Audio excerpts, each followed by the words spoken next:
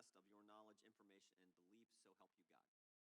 Let the record affirm. I said yesterday at subcommittee hearing that I don't know that there was any member of Congress who got more. Before I go any further, I also want to acknowledge and offer my deepest condolences to the victims of the horrific assassination attempt in Butler County. To the friends and family of Corey Comperatore, who by all accounts lost his life protecting others from danger.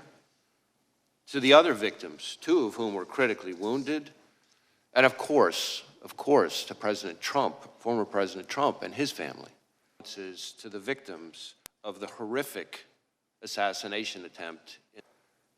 As I've said from the beginning, the attempted assassination of the former president was an attack on our democracy and our democratic process, and we will not and do not tolerate political violence of any kind, especially a despicable account of this magnitude. And I want to assure you and the American people that the men and women of the FBI will continue to work tirelessly to get to the bottom of what happened. We are bringing all the resources of the FBI to bear, both criminal and national security.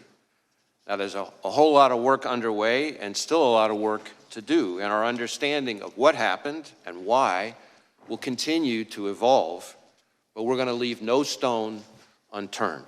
The shooter may be deceased, but the FBI's investigation is very much ongoing. Of course, to President Trump, former President Trump and his family. I also want to acknowledge that I recognize both the congressional and the public interest in this case and the importance of this investigation to the American people. And I understand there are a lot of open questions.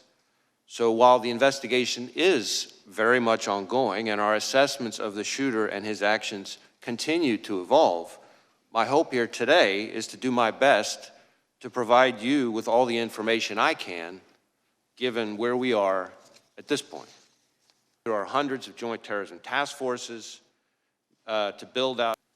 I have been saying for some time now that we are living in an elevated threat environment.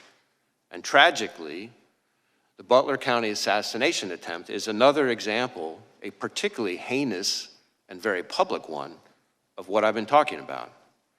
But it also reinforces our need at the FBI and our ongoing commitment to stay focused on the threats, on the mission, and on the people we do the work with and the people we do the work for.